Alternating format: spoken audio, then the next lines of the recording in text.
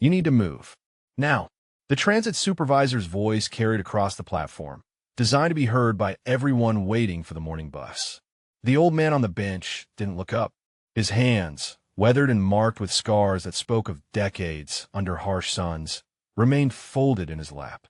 The supervisor took 3 steps closer, his polished shoes clicking against the concrete. I said move. You're making the passengers uncomfortable. The old man's eyes stayed fixed on a point somewhere in the middle distance. A worn green jacket hung loose on his frame, held together at one elbow with careful stitches that didn't quite match the fabric.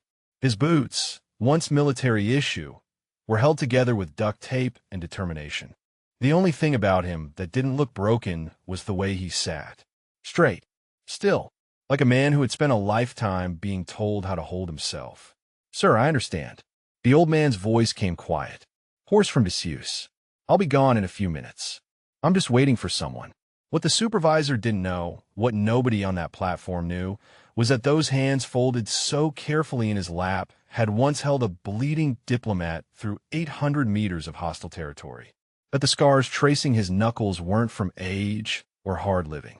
They were from door breaches and rappelling lines, and the kind of close-quarters work that left marks on a man's body and soul. And in exactly 9 minutes, when his body betrayed him the way it had been threatening to for weeks, everyone would learn that the homeless veteran they'd been stepping around for months was the reason a United States ambassador still had grandchildren. The supervisor's face flushed red. A few minutes? He laughed, sharp and theatrical. You've been sitting here every morning for 3 months. Every single day. Same bench. Same spot. Making my station look like a shelter. A young woman in scrubs shifted her medical bag, watching the confrontation with the kind of careful attention that came from years of reading body language. A businessman checked his phone but didn't look away. A teenager in a coffee shop uniform stopped scrolling and started recording. The old man reached into his jacket pocket. Slowly. His movements had that same careful economy, like every action cost him something. He pulled out a photograph. The edges were soft with handling. The image faded. A woman smiled from the frame. Dark hair, warm eyes. Behind her, 2 boys grinned at the camera. I'm waiting for my wife, sir. She's to take this bus. The old man's voice stayed level. Every morning, 6 years ago, the supervisor's expression hardened. Your wife isn't coming. You need to accept reality and stop camping on public property.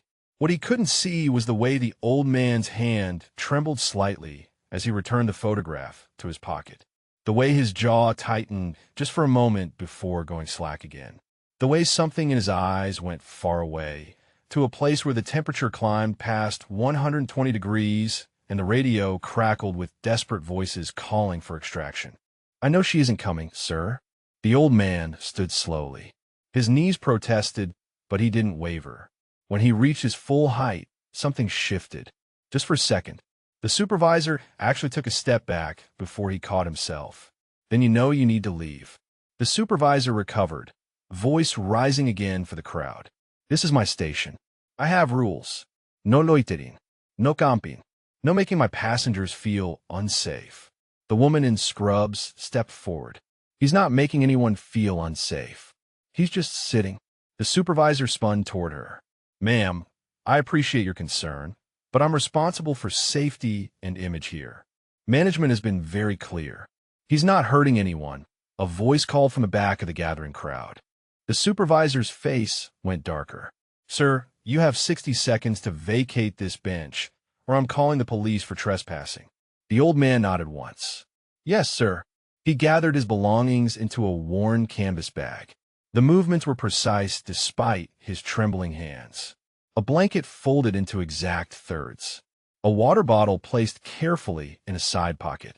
Everything had its place. Everything moved with the kind of order that came from muscle memory that ran deeper than conscious thought.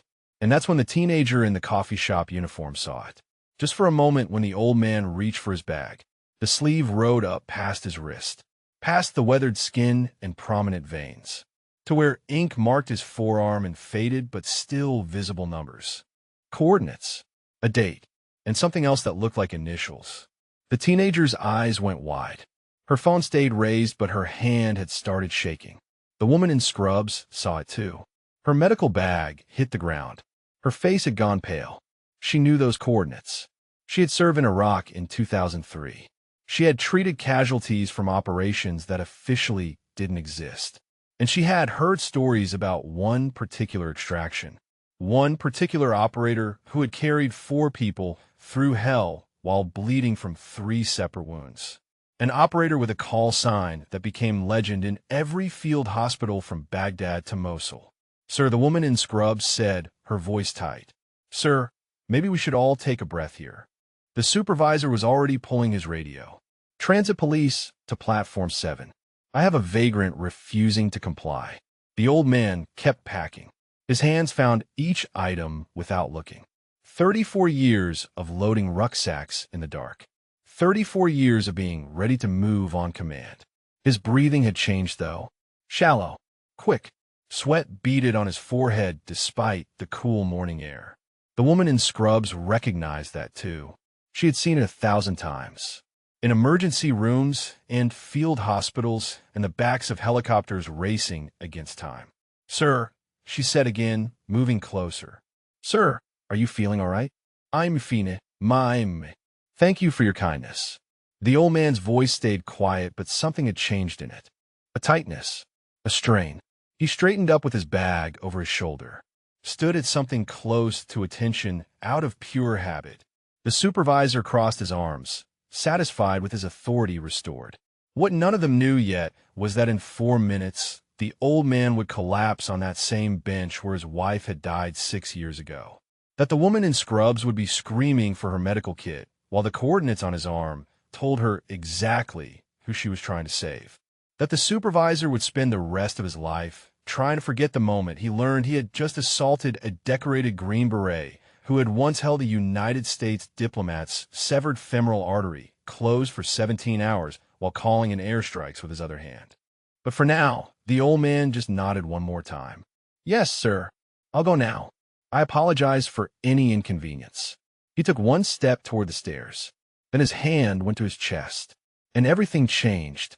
The pain hit like shrapnel. Sharp, spreading. The old man's knees buckled, but he caught himself on the bench. His vision blurred at the edges. Somewhere far away, voices rose in alarm. Hands reached for him, but he was already gone. Already back. Baghdad. April 2003. The temperature climbed past 115 degrees inside the compound. Felix crouched beside him at the window, checking angles. His brother and everything but blood. They had enlisted together, gone through selection together, bled together in a dozen countries whose names would never appear in their official records. The radio crackled. "Sandstorm, this is command. Package is compromised. 3 hostiles inbound from the south. You have maybe 10 minutes. Felix looked at him, grinned despite the sweat pouring down his face, despite the impossibility of their situation. "Well, brother, at least it's not boring." The old man blinked. He was on the bench again. The woman in scrubs was kneeling in front of him. Her hands were on his shoulders. Her voice cut through the fog. "Sir, can you hear me? Sir, I need you to stay with me." He tried to speak, but his chest felt like it was being crushed. His left arm had gone numb. The canvas bag slipped from his shoulder and hit the concrete. Items spilled across the platform. The worn astronomy book his wife had given him on their first anniversary. The photograph of his sons as boys. Dog tags. 2 sets. One with his name. One with Felix's. The supervisor's voice came from somewhere above. "Is he having a heart attack? Should I call an ambulance?" Already calling, the teenager with the phone shouted. "They're on their way." The woman in scrubs was checking his pulse. Her fingers pressed against his neck. Professional. Efficient. She was talking, but the words kept slipping away from him. He was back in the compound. The diplomat was bleeding out in the corner. The 3 journalists huddled behind overturned furniture. Felix had taken position at the east window. The insurgents were closing in, and the extraction helicopter was still 30 minutes out. Might as well have been 30 hours. "How many?" Felix called. "At least 15. Maybe 20. The old man chambered around, his hands steady despite everything. "We're going to have to thin them out before the bird gets here."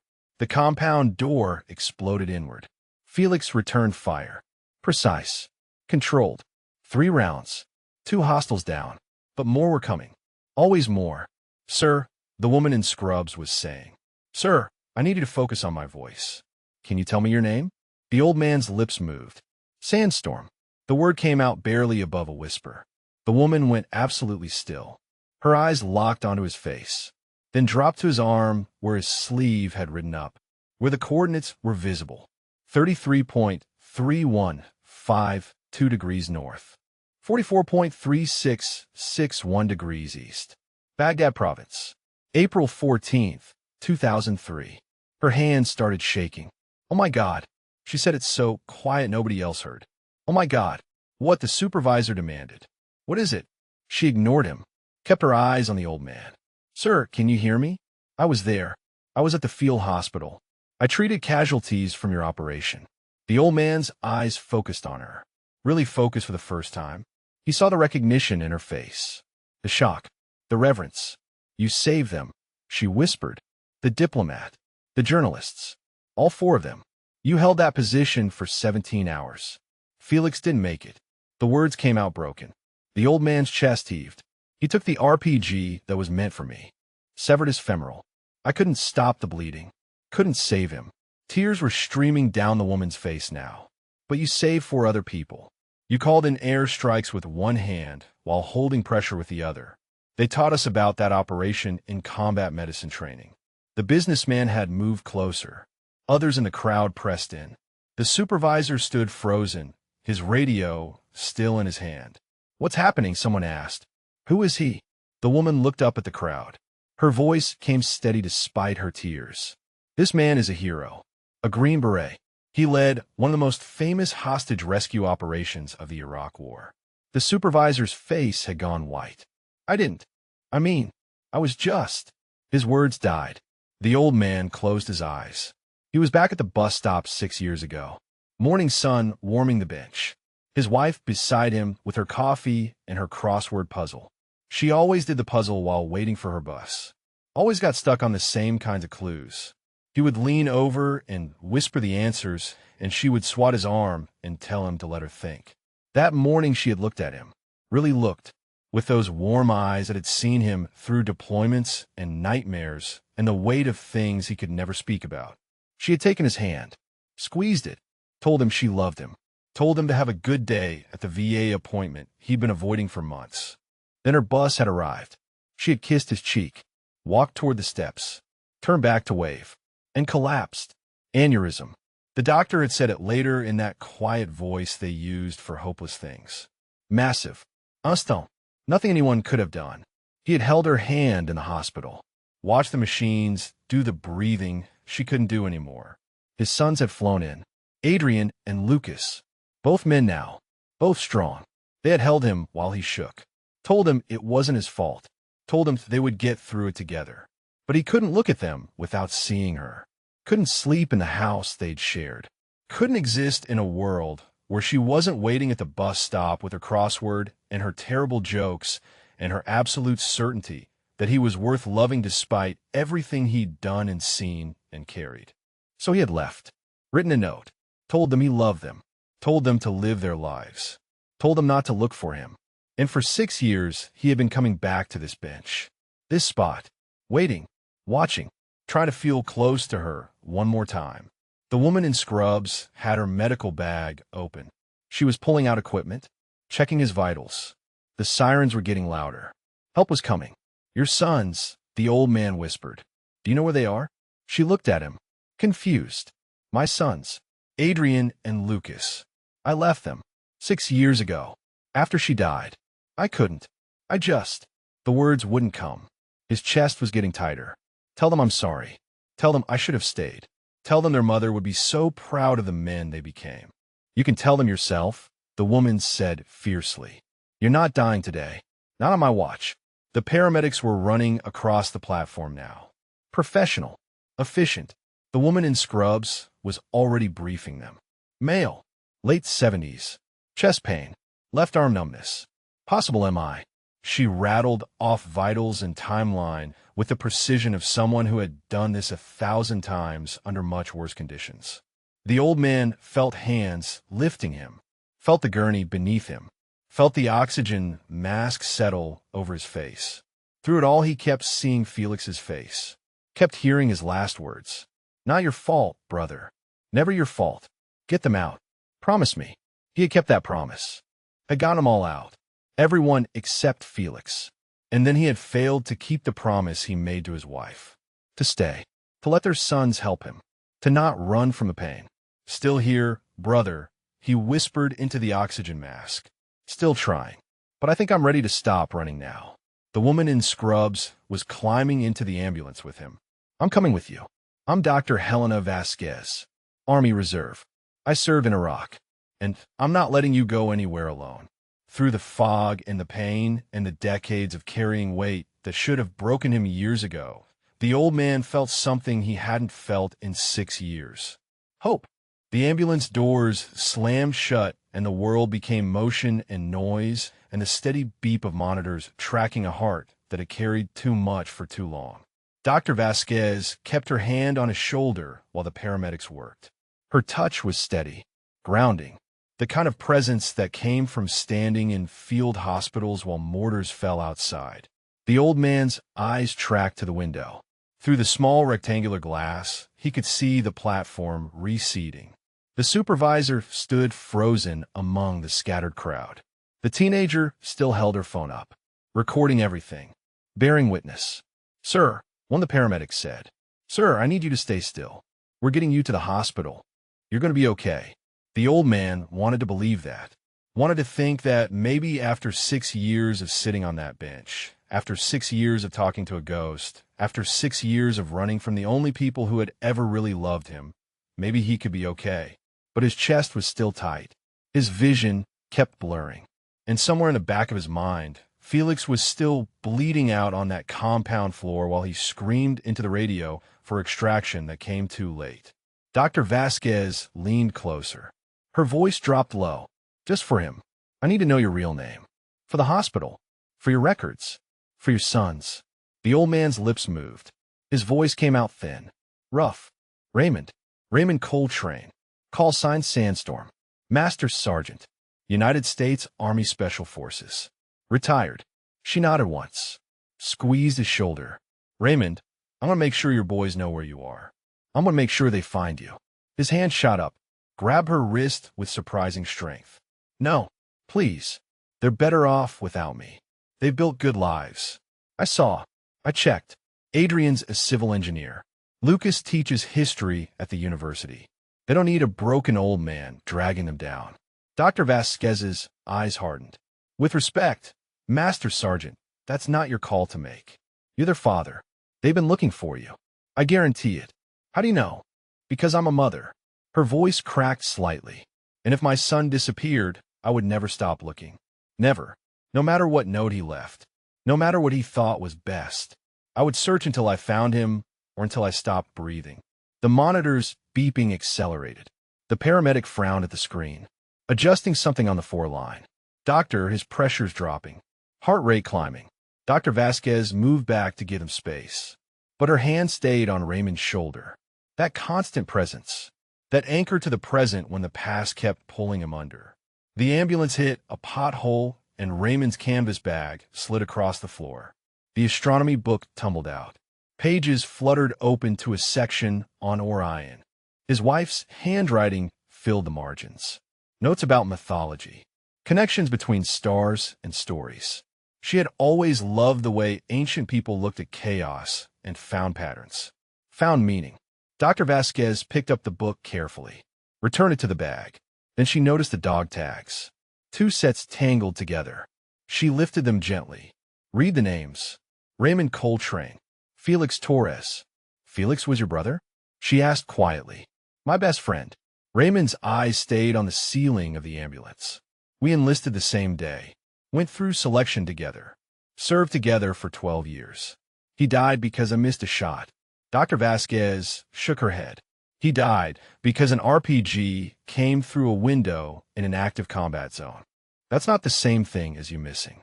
I was Overwatch. My job was to see threats before they became threats. I should have seen that shooter. The paramedic spoke up without looking away from his work. Sir, with all due respect, I served 3 tours in Afghanistan. I lost brothers too. And the thing about combat is that it doesn't care about should. It just happens. All you can do is survive it and try to honor the ones who didn't. Raymond's eyes closed. For 6 years he had survived. Survived the VA appointments that never seemed to help. Survived the shelter rotations and the street corners and the cold that seeped into bones that remembered warmer places. Survived by not surviving at all. By existing in the space between life and death where ghosts could speak and the past felt more real than the present. But something had changed today. The supervisor's voice. The public humiliation. The crowd watching. It had all felt too familiar. Too much like being seen as less than human. Too much like the way people looked past homeless veterans as if they were already ghosts. And when his heart had seized, when his body had finally said enough, it wasn't Felix he saw. It wasn't the compound or the blood or the coordinates that marked the place where everything shattered. It was her, his wife, at the bus stop, smiling, waving, turning to board, falling. He had replayed that moment 10,000 times. Looked for the signs he should have seen, the subtle wrongness he should have caught, the way he should have known to call her back, to keep her there, to somehow prevent the impossible. Just like he replayed the moment in Baghdad. The window, the angle, the split second where his finger should have moved faster on the trigger. Some men collected stamps or coins or memories of good times. Raymond collected moments of failure, polished them until they shined, carried them like Felix's dog tags, never letting go.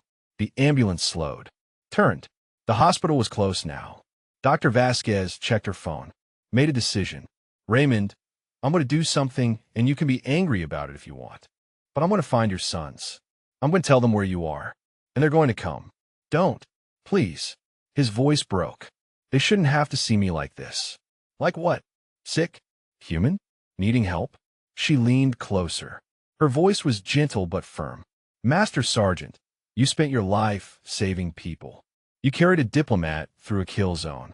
You held a man's artery closed for 17 hours. You sacrificed everything for strangers. Don't you think your own sons deserve the chance to do something for you? The ambulance stopped. The back doors opened. Hospital sounds rushed in. Voices calling orders. Equipment rolling. The controlled chaos of an emergency room ready to fight. They lifted the gurney. Raymond felt the wheels hit pavement. Felt the fluorescent lights overhead. Smelled antiseptic and fear and the particular staleness of recycled air. Dr. Vasquez walked beside him. Still there. Still present. A nurse met them at the entrance. What do we have? 78-year-old male, the paramedic started. Chest pain, left arm numbness, possible MI. He's a veteran. Special Forces. Has significant trauma history. The nurse's eyes flicked to Raymond's face. To the scars visible at his temple. To the way he lay rigid on the gurney despite the pain. To the dog tags visible at his neck. We'll take good care of you, sir, she said. Her voice had that particular gentleness that came from understanding what those scars meant. What those tags represented. They rolled him through automatic doors. Into the bright, harsh light of triage. Dr. Vasquez stayed with him until they reached the treatment bay. Until other doctors took over. Until there were too many people and too much equipment, and the moment where civilians had to step back and let the professionals work.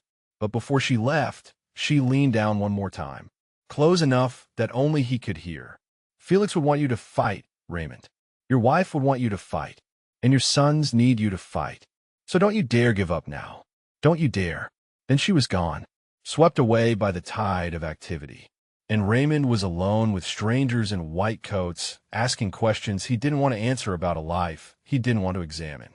But somewhere in his pocket, next to his heart, was the photograph. His wife. His sons. Frozen in a moment before everything fell apart. And for the first time in 6 years, Raymond thought about what might happen if he actually let someone help him. If he stopped running. If he faced his sons and told them the truth. That he was broken. That he was sorry. That he had never stopped loving them. That he wanted to come home. The hospital room was too quiet.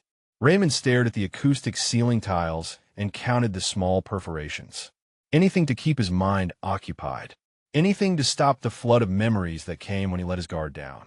They had stabilized him, given him medications with names he didn't bother learning, told him he was lucky, that if Dr. Vasquez hadn't been there, if the ambulance hadn't arrived so quickly, things could have been much worse. They used words like infarction and intervention and cardiac enzyme levels. What they didn't say was that his heart had been breaking for 6 years. That no medication could fix the kind of damage that came from watching your wife die and then abandoning your children because you couldn't bear to see her face in theirs. A nurse came in, checked his vitals, smiled with professional warmth. "You have visitors waiting, sir." A Dr. Vasquez and a young man named Isaiah. "Should I send them in?" Raymond's chest tightened. Not from his heart this time. From something else. Isaiah, the kid from the shelter. 24 years old with eyes that had seen too much too soon. Marine Corinfonterie. 2 tours. Discharged with shrapnel, still working its way out of his back, and nightmares that made sleep impossible. Raymond had found him 3 months ago at the shelter. Shaking, sweating, trapped in a flashback that had him pinned against the wall, seeing enemies that weren't there. Raymond had approached slowly, hands visible, voice low, talking him back to the present the way others had talked him back 100 times before. They had become friends, the kind of friendship that existed between people who understood that some wounds never showed on X-rays. "Send them in," Raymond said quietly. The door opened. Isaiah came through first.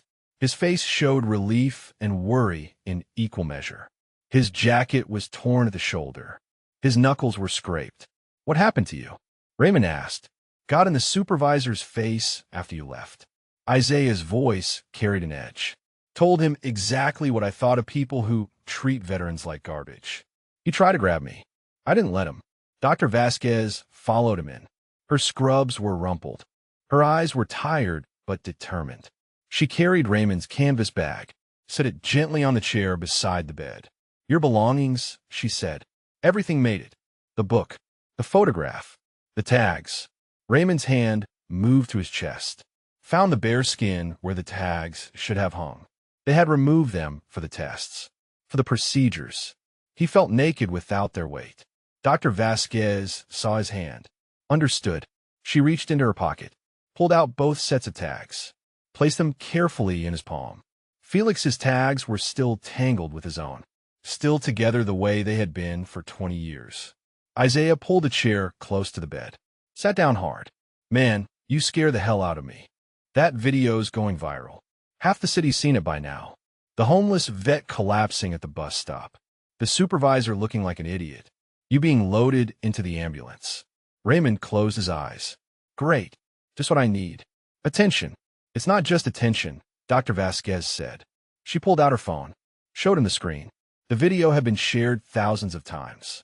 But the comments weren't what he expected. They weren't mocking. They weren't cruel. They were angry. Angry at the supervisor. Angry at a system that let veterans end up on the streets. Angry that it took a man collapsing for anyone to pay attention. And then someone had posted his service record. Dr. Vasquez's voice was quiet. "I don't know how they got it. Maybe someone who recognized the coordinates.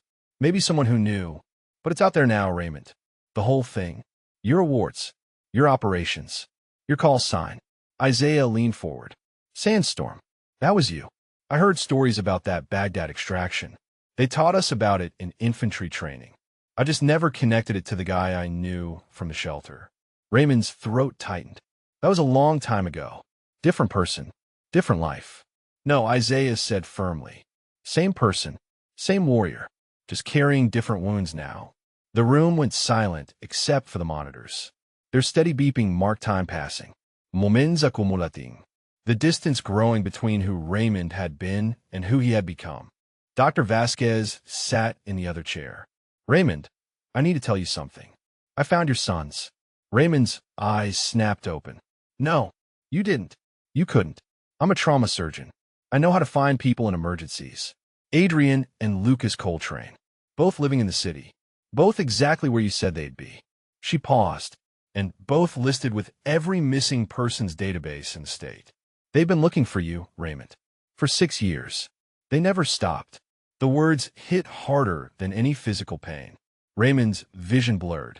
His sons, still searching, still hoping, still refusing to let go even when he had explicitly told them to. Did you tell them? His voice came out broken. Not yet. I wanted to ask you first. But Raymond, they deserve to know. They deserve the chance to see you. He shook his head. They deserve better than this. Better than a broken old man who ran away, who left them to deal with everything alone. Isaiah's hand came down on the bed rail. Sharp, loud enough to make Raymond look at him.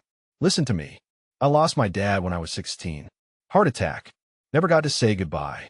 Never got to tell him I loved him one more time. You know what I would give for one more conversation? One more chance? Raymond looked away. That's different. How? How is it different? Isaiah's voice rose. You're alive. They're alive. You have a chance that most people never get. A chance to fix something, to make it right.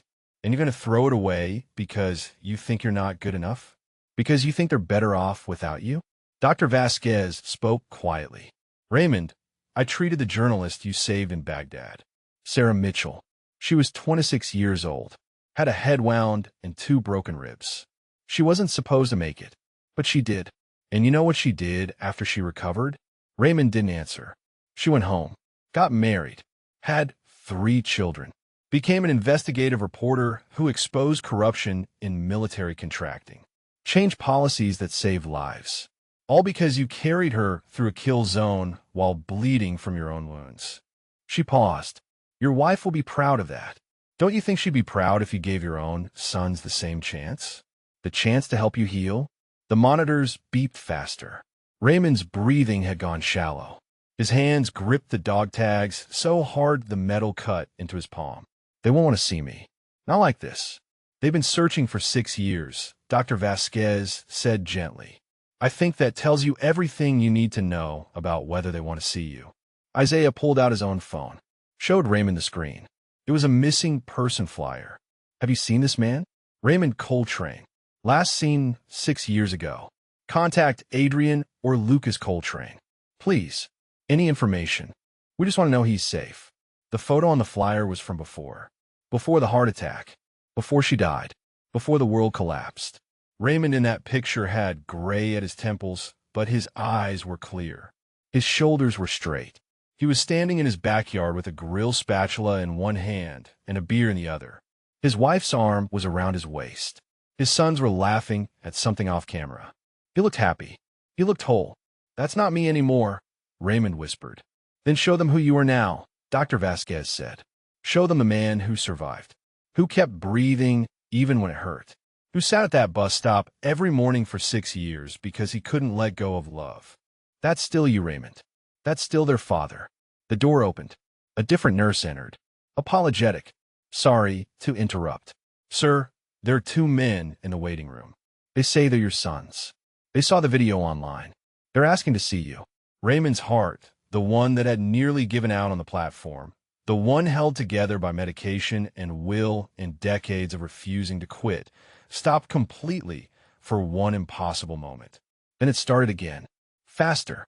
Harder. Louder. His sons were here. In the building. Waiting. After 6 years of running, 6 years of hiding, 6 years of believing he was doing them a favor by staying away, they were here. And he had a choice to make. The same choice he had made in that compound in Baghdad when the RPG came through the window and Felix went down and extraction was still hours away. He could run, or he could fight. Raymond looked at Dr. Vasquez, at Isaiah, at the tags in his hand, at the photograph in his bag showing 2 boys who had become men without him. Then he looked at the nurse. His voice came out rough, broken, but clear. Send them in. The 15 seconds between when the nurse left and when the door opened again stretched into eternity. Raymond's hands gripped the bed rails. His breathing went shallow. Every instinct screamed at him to run, to pull out the 4, to escape through the window if necessary, to disappear back into the streets where he could be invisible again. But his body wouldn't move. 6 years of running had brought him here, to this moment, to this choice he couldn't unmake. Dr. Vasquez stood. Isaiah moved his chair back, making space, giving the family room to exist together for the first time in 2,190 days. The doors swung open. Adrian came through first. 32 years old now. Taller than Raymond remembered. Broader in the shoulders.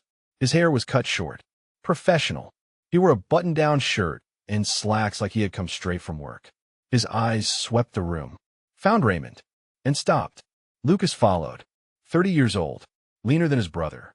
A professor's casual style with worn jeans and a university sweatshirt. His face was different. More lined. The baby fat of his 20s had burned away, leaving sharp angles and his mother's jawline. Both of them froze in the doorway. Both of them stared at the man in the hospital bed, who looked nothing like the father they remembered.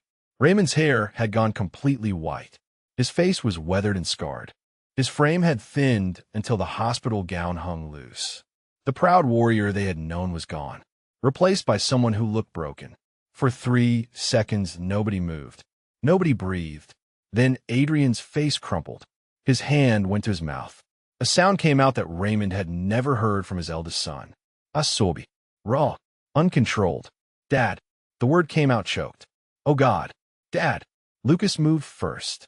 Crossed the room in 4 long strides. His hands found Raymond's shoulders. Gripped hard. His whole body shook. We looked everywhere. Everywhere. We hired investigators. We posted flyers. We checked every shelter in 3 states. Where were you? Where did you go? Raymond's throat closed completely. His sons were touching him. His sons were real and solid and here, and they weren't angry. They were crying. Both of them. Tears streaming down faces that were somehow still the boys he remembered and completely new men he didn't know. I'm sorry. The words came out broken. I'm so sorry. I thought you'd be better without me. I couldn't look at you without seeing her. I couldn't stay in that house. I couldn't breathe. I ran. Adrian reached the bed. His hand joined Lucas's on Raymond's shoulder. Better without you? His voice cracked. Dad, we fell apart. We needed you, and you left us. You left us a note and disappeared, and we didn't know if you were alive or dead or hurting or... He couldn't finish. Just pressed his forehead against Raymond's shoulder and shook. Lucas's grip tightened. We're not angry, Dad. We're not. We needed you. We still need you. Raymond's walls, the ones he had built carefully over 6 years, the ones that kept him separate from the world and safe from feeling anything, shattered completely. His hands came up, found his sons, pulled them close. And for the first time since his wife's funeral, Raymond Coltrane wept. Dr. Vasquez and Isaiah slipped out quietly. The door closed with a soft click, giving the family privacy, giving them space to break and maybe begin healing. I watched you, Raymond said into Lucas's shoulder. I couldn't stay away completely. I saw your graduation, Lucas. I stood at the back. I saw you get your doctorate. And Adrian, I was there when you got the engineering award last year. I stood outside the venue. I couldn't let you see me. Couldn't let you know I was watching. Lucas pulled back, looked at his father with red-rimmed eyes. You were my graduation? In the back, behind a column. I just needed to see you succeed. Both of you needed to know you were okay without me. Adrian's voice came out hard. We were never okay without you. We functioned. We survived. We built careers and lives because that's what you taught us to do. To keep moving forward no matter what. But okay? No. We were never okay. Raymond's hand shook. Your mother. She would have been so ashamed of me. Leaving you like that. Running when you needed me most. Mom would have understood, Lucas said quietly. She knew what you carried. What you saw in all those places you could never talk about. She knew you were hurting. She would have wanted us to find you. To help you. The monitors beeped steadily. Marking heartbeats. Marking time. Marking the moment when something that had been broken began the long, slow process of repair. Adrian pulled a chair close. Sat down hard. His hand stayed on his father's arm, like he was afraid Raymond would disappear if he let go.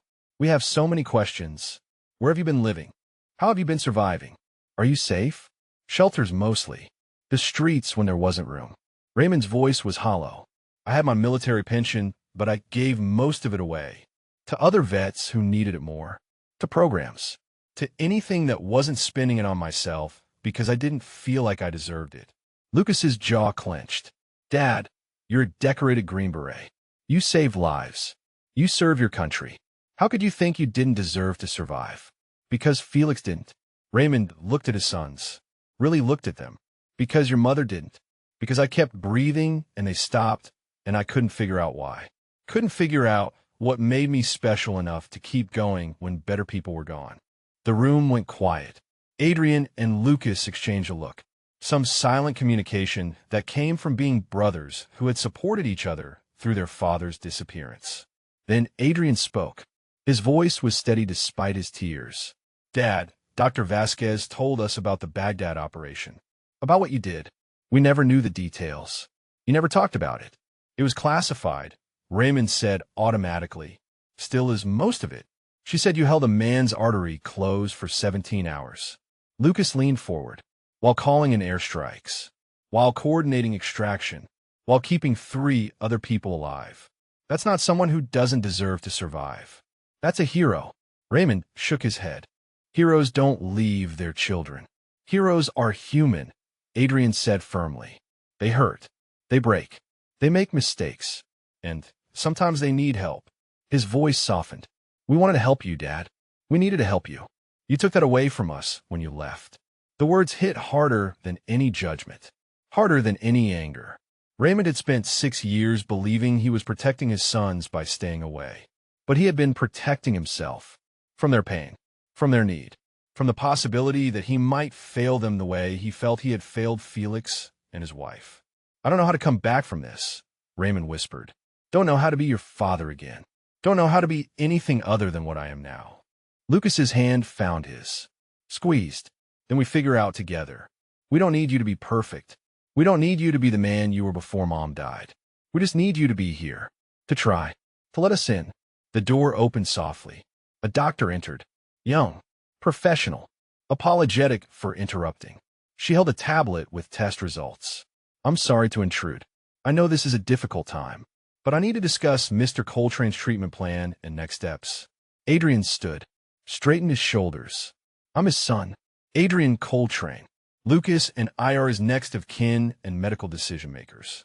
Whatever he needs, we'll make sure he gets it. The doctor nodded. Good. He's going to need cardiac rehabilitation, medication management, follow-up care, and honestly, stable housing would significantly improve his recovery outcomes. He'll be living with me, Adrian said immediately. I have a house, a spare bedroom, whatever he needs. Raymond started to protest. Adrian, you can't just. Yes, I can. Adrian's voice left no room for argument. You're my father. You're coming home. End of discussion. Lucas added quietly, and I'm 3 blocks away. We'll trade off. Make sure you have everything you need. Make sure you're never alone unless you want to be. Raymond looked at his sons, at their determined faces, at the love and pain and stubborn refusal to give up that he recognized because it came from him. From a man he had been before the world took too much. And for the first time in 6 years, Raymond allowed himself to believe that maybe he could find his way back. Not to who he was. That man was gone. But to something new. Something that included his sons and healing and the possibility of peace. Okay, he whispered. Okay, I'll come home. The hospital kept Raymond for 3 days. 3 days of tests and monitoring and doctors discussing enzyme levels and ejection fractions in voices that tried to be reassuring. 3 days of his sons taking turns sitting beside his bed, never leaving him alone, never letting him slip back into the isolation that had become his armor. Adrian brought clean clothes, soft things that didn't smell like the streets or the shelter. Lucas brought books, not the heavy trauma texts Raymond expected, but simple things. Nature writing, poetry, stories about people finding their way home. Isaiah visited every day, brought news from the shelter, from the other veterans who had heard what happened, who wanted Raymond to know they were thinking of him, who understood what it meant to collapse in public, to have your private pain become a spectacle. Dr. Vasquez came by on the 2nd day, off duty, just checking in. She sat in the visitor's chair and told Raymond about the journalist, about Sarah Mitchell, who had tracked her down after seeing the viral video. who wanted Raymond to know that her oldest daughter was graduating from medical school in 2 months, that her career exposing contractor fraud had led to policy changes that saved countless lives, that she owed everything to the man who had refused to leave her behind. Raymond listened, absorbed it, let it settle into the parts of him that believed he had nothing left to give. On the third day, a man in uniform appeared in the doorway. Full dress, silver eagles on his shoulders, ribbons covering his chest. He knocked softly despite the door being open. "Master Sergeant Coltrane, may I come in?" Raymond tried to sit up straighter. Old habits. The automatic response to rank and respect. "Yes, sir." The colonel entered, stood at attention briefly, then extended his hand. "Colonel James Whitmore, retired. I was the diplomat in Baghdad. April 2003. Raymond's hand moved automatically. Found the colonel's. Shook. His mind reeled. The diplomat. The package. The man whose femoral artery he had held closed while the world exploded around them. "Sir, I didn't. I mean," Raymond's words stumbled. "I heard you made it. Heard you recovered. I did. Thanks to you." Whitmore pulled the chair close. Sat down like he had all the time in the world. "I've been looking for you for 20 years, Master Sergeant. Tried to find you through military channels. Through the VA. Through every contact I had. You disappeared completely after you retired. I didn't want to be found, sir." Whitmore nodded. "I understand that now. But I need you to understand something. You saved my life. Not just in that compound. You called in danger close airstrikes. Coordinated with a QRF that was 2 hours out. Held my artery closed with one hand while directing fire with the other. For 17 hours. Raymond looked away. "Just doing my job, sir." "No." Whitmore's voice was firm. "Your job was to provide security. Your job ended when the compound was breached and extraction became impossible. Everything after that was choice. You chose to stay. Chose to fight. Chose to keep 4 people alive when any rational person would have cut their losses. Felix died," Raymond said quietly. "My point, man. He took the RPG that should have hit me." Whitmore was silent for a moment. Then he spoke with the weight of someone who understood loss. "I know.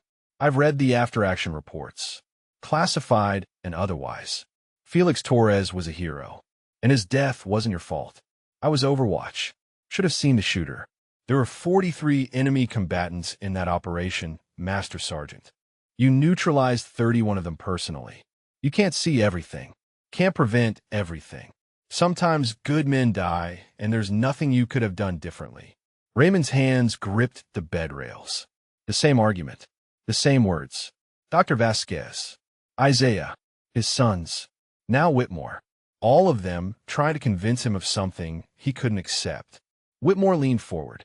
"After you saved me, I went back to diplomatic service. I helped negotiate peace agreements. I worked with local populations to prevent conflicts. I retired last year after 40 years of service. I have 3 children, 7 grandchildren, all of them alive because you refused to give up in that compound. Sir, I appreciate. I'm not finished." Whitmore's voice carried command. "I've spent 20 years trying to find you because I needed to tell you something. Your call sign. Sandstorm. We kept it in our operational vocabulary. When things got impossible. When situations looked hopeless. When diplomats in the field needed extraction from impossible circumstances. We called it pulling a sandstorm because you set the standard for what it meant to never leave anyone behind." Raymond's vision blurred. His chest felt tight, but not from his heart. From something else. Something he hadn't let himself feel in years. "You became legend, Master Sergeant. Training materials. Case studies. Your tactics are taught to every hostage rescue team in the special operations community. And you've been living on the streets." Whitmore's voice cracked slightly. "That's not acceptable. That's not how we treat the men and women who define excellence. I made my choices, sir, and now you can make different ones." Whitmore pulled an envelope from his jacket. "I've been in contact with several organizations. Veterans advocacy groups. Mental health services that specialize in combat trauma. Housing assistance programs that aren't run by the VA. I've compiled resources. Contact. People who can help." Adrian spoke from the corner where he had been sitting quietly. "He'll have housing, sir. He's coming home with me. Whitmore looked at Adrian, saw the family resemblance, the determination. You're his son? Yes, sir. Adrian Coltrane. This is my brother Lucas. Whitmore stood, shook both their hands. Then your father is fortunate. Family is everything. But he's also going to need professional support. The transition from street life back to stability is difficult. The trauma doesn't disappear just because the circumstances improve. We understand, Lucas said. We're prepared for that. We just want him home. We'll figure out the rest as we go. Whitmore returned to Raymond. Master Sergeant, I'm going to ask you to do something. I'm going to ask you to accept help. Not because you're weak, not because you've failed, but because you've carried enough alone. Let other people share the weight now. Raymond looked at the colonel, at his sons, at the envelope full of resources and possibilities, at the door where Dr. Vasquez and Isaiah had appeared, drawn by the presence of a full colonel in the ward. For 6 years, he had believed that accepting help meant admitting defeat, that needing support was the same as being broken beyond repair, that real warriors suffered in silence and carried their wounds alone. But looking at these people, at their faces, at their stubborn refusal to let him disappear, he started to wonder if maybe strength looked different than he thought. If maybe the bravest thing he could do was let go. The envelope felt heavy in his hands when Whitmore placed it there. Heavier than it should be, like it contained more than just papers and phone numbers, like it held possibility, change, the weight of choosing to keep living instead of just surviving. Thank you, sir, Raymond whispered, for everything, for looking for me, for not giving up. Whitmore saluted, sharp, precise, a gesture of respect between warriors. You never gave up on me, Master Sergeant. I wasn't about to give up on you. Then he was gone, leaving Raymond with his sons and his friends and an envelope full of futures he hadn't let himself imagine. Adrian moved to the bed, put his hand on Raymond's shoulder. Dad, you ready to go home tomorrow? They're discharging you in the morning. Home. The word felt foreign. 6 years since Raymond had thought of anywhere as home. 6 years since he had belonged somewhere other than the margins. The spaces between, the places where broken people gathered. But his sons were looking at him with hope and determination. And somewhere in his chest, beneath the medication and the monitors and the weight of everything he carried, Raymond felt something shift. Yeah, he said quietly. Yeah, I'm ready to go home. Adrian's house sat on a quiet street lined with oak trees that had stood longer than Raymond had been alive. The porch had a swing. The lawn was maintained, but not obsessive. Lived in. Comfortable. Real. Raymond stood on the sidewalk holding a plastic bag with his few possessions. The astronomy book. The photograph. The dog tags. Clean clothes from Adrian. Everything he owned in the world fit in one hand. Lucas stood beside him, reading his father's hesitation. It's just a house, Dad, not a prison. You can leave any time you want, but we hope you'll stay. Raymond's throat was tight. For 6 years, he had moved through the world untethered. No expectations. No obligations. No one watching to see if he failed. The freedom of it had felt like safety. Now it felt like cowardice. Adrian opened the front door. Come on, I'll show you your room. The inside was clean without being sterile. Photos on the walls. Books on shelves. A kitchen that smelled like coffee and something baking. Adrian's life displayed in the casual accumulation of someone who had built a home and maintained it even while his father lived on the streets. Your room's upstairs. Adrian led the way. First door on the left. It's not much, but it's yours for as long as you need it. The room was simple. A bed with a thick comforter. A dresser. A window that looked out over the backyard. On the nightstand sat a framed photograph. Raymond and his wife on their wedding day. Young. Hopeful. Unbroken. Raymond's hand went to his chest. Where did you get this? I've always had it. Adrian's voice was quiet. Kept it with me. Moved it to every apartment, every house. Wanted to remember what you looked like when you were happy. The words hit like a physical blow. Raymond sat on the bed. His hands shook. I don't know if I can do this. Don't know if I can be here. Be part of your life again. I'm not the man in that picture anymore. We know. Lucas appeared in the doorway. We're not asking you to be him. We're asking you to be whoever you are now. And let us know that person. Adrian sat in the desk chair. Dad, we're not expecting instant recovery. We're not expecting you to snap back to normal. We just want you here, present, trying. Raymond looked at his sons, at their patient faces, at the way they had arranged this room for him. Made space. Made it clear he was wanted despite everything. I need to tell you something. His voice came out rough. About why I really left. The brothers exchanged a glance. Waited. When your mother died, it wasn't just losing her. It was... Raymond's hands gripped his knees. In Baghdad, when Felix died, I couldn't save him. Held pressure on his artery, but it wasn't enough. The bleeding. It was too much. He died looking at me, asking me to get the others out, to finish the mission. Lucas moved into the room, sat on the edge of the bed. And with your mother. The aneurysm. It was instant. Nothing anyone could do. But all I could think was that I had held a stranger's artery closed for 17 hours and saved him. But I couldn't save Felix. Couldn't save her. Couldn't save the people who actually mattered. Dad, Adrian said gently, you know that's not how it works. You know combat trauma. You know medical impossibilities. Knowing it and feeling it are different things. Raymond's voice broke. I looked at you too at the funeral. Saw her in your faces. Saw the way you needed me. And all I could think was that I would fail you too. That I would let you down when it mattered most. So I left before I could disappoint you. You already disappointed us, Lucas said quietly. By leaving. By taking away our choice to help you. By deciding alone what we needed. The words should have hurt, but they didn't. They felt like truth. Like the kind of honesty that came from love instead of anger. I'm sorry. Raymond looked at his sons. Really looked. I'm so sorry. For all of it. For running. For the years. For everything you went through alone. Adrian leaned forward. We forgive you, Dad. We forgave you years ago. We just wanted you back. The room went quiet. Outside, a dog barked. A car passed. Normal sounds of a normal neighborhood where normal people lived normal lives. Raymond had forgotten what normal felt like. There's a therapy group, Lucas said, for veterans with PTSD. Dr. Vasquez mentioned it. Specialized in combat trauma and survivor's guilt. They meet twice a week. I don't think. Dad. Adrian's voice was firm. We're asking you to try. Not demanding. Not forcing. Just asking. Will you try? Raymond's hands found the dog tags around his neck. Felix's tags clinked against his own. For 6 years, he had carried his friend's memory like a weight. Like penance. Like proof that he didn't deserve to move forward. But maybe Felix wouldn't want that. Maybe Felix would want him to heal. To let other people help carry the weight. To stop treating survival like a crime.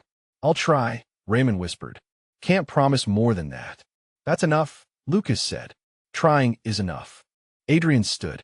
Stretched. I made dinner. Nothing fancy. Just pasta. Thought we could eat together. Like a family. Family. The word felt strange. Foreign. Raymond had spent so long thinking of himself as alone. As separate. As the broken piece that didn't fit anymore. But his sons were looking at him with patience and hope. And somewhere in his chest, beneath the scars and the pain and the accumulated weight of loss, something small and fragile stirred. Okay, he said. Let's eat. They went downstairs together. Adrian served pasta with sauce he had made from scratch. Lucas poured water. They sat at a table that seated 6 but held 3. The empty chairs were ghosts. Mother. Felix. All the people who should have been there, but weren't. Adrian raised his glass. To new beginnings. To family. To Dad coming home. They clinked glasses. Drank. Ate in comfortable silence, broken by small talk about Adrian's engineering project and Lucas's students and the neighbor's cat that kept appearing on the porch. Normal conversation. Normal family. Normal life. Raymond waited for it to feel wrong. For the panic to set in. For the voice in his head that said he didn't deserve this to drown out everything else. But it didn't come. Instead, he felt something he hadn't felt in 6 years. Something that had died the day his wife collapsed at the bus stop and been buried the day he walked away from his sons. He felt like maybe he could belong somewhere again. After dinner, Lucas helped clean up. Adrian made coffee. They moved to the living room where old photos covered the mantel. Raymond recognized some. His wedding. His sons as children. Family vacations to places he had forgotten. But there were new photos too. Adrian receiving his engineering award. Lucas at his doctoral graduation. His sons living their lives. Moving forward. Surviving. We kept going, Adrian said, following his father's gaze. Because that's what you taught us. To keep moving. To complete the mission. Even when it hurt. I never meant for you to be alone, Raymond said. We know. Lucas sat on the couch. Patted the cushion beside him. And we're not alone now. None of us are. Raymond sat. His sons on either side. The way they used to sit for movies when the boys were young. When the world was simpler. When the worst wounds Raymond carried were visible and treated and healing. We're going to figure this out, Adrian said. Together. One day at a time. One day at a time, Raymond repeated. The mantra of every recovery program. Every healing process. Every person trying to rebuild from wreckage. Outside, the sun set. The streetlights came on. The neighborhood settled into evening rhythms. And inside, Raymond Coltrane sat with his sons and let himself believe that maybe, just maybe, he could find his way back to being whole. Not the same, never the same, but whole enough to keep trying. Whole enough to accept help. Whole enough to finally stop running and start healing. And for now, that was enough. The therapy group met in the basement of a community center 3 blocks from Adrian's house. Raymond stood outside for 15 minutes before his first session, watching people enter, counting exits, planning escape routes, old habits from a life that had trained him to always know the way out. Lucas waited with him, patient, not pushing, just present. You don't have to go in, Lucas said quietly. But it might help. Raymond's hand found the dog tags. Felix's metal warm against his chest. What if I can't do this? What if I walk in there and fall apart? Then you fall apart, and we pick you up. That's what family does. The door opened. A woman emerged. Mid-50s. Confident stride. She saw Raymond and smiled. You must be Raymond. I'm Patricia. I run the group. Dr. Vasquez told me you might come. Raymond nodded. Couldn't find words. We're just getting started. No pressure. You can sit and listen, or you can share. Whatever feels right. Patricia's voice carried the kind of understanding that came from experience. From walking the same roads. Come on in. Lucas squeezed his father's shoulder. I'll be right here when you're done. Raymond followed Patricia inside. Down the stairs. Into a room with chairs arranged in a circle. 8 people already seated. Men and women. Different ages. Different branches of service. All wearing the same expression Raymond saw in the mirror. The look of people carrying weight invisible to everyone else. Patricia gestured to an empty chair. Have a seat. We were just doing introductions. Raymond sat. His back automatically found the wall. Never sit with your back exposed. Never put yourself in a position where you can't see threats coming. Everyone, this is Raymond. He's joining us for the first time. Patricia sat in her own chair. Let's go around. Name, branch, and one thing you're working on. I'll start. I'm Patricia. Marinko. 22 years. And I'm working on forgiving myself for the Marines I couldn't save in Fallujah. The words hung in the air. Simple, direct, honest. The woman next to Patricia spoke. I'm Jennifer. Army. 11 years. I'm working on sleeping without nightmares about the convoy that hit the IED. Around the circle they went. Each person sharing their name. Their service. Their struggle. Raymond listened. Heard his own pain reflected in different words. Different circumstances. Same wounds. Then it was his turn. 8 pairs of eyes watching. Waiting. Not judging. Just witnessing. Raymond. His voice came out rough. Army Special Forces. 34 years. And I'm working on believing I deserve to be alive when better men didn't make it home. The room was silent for 3 seconds. Then Patricia nodded. Thank you for sharing, Raymond. That's a common burden here. You're the right place. The session continued. People shared victories and setbacks. One man talked about finally sleeping through the night after 2 years of trying. A woman described a panic attack she had managed without leaving the grocery store. Small things that felt monumental to people rebuilding their lives one day at a time. Patricia turned to Raymond.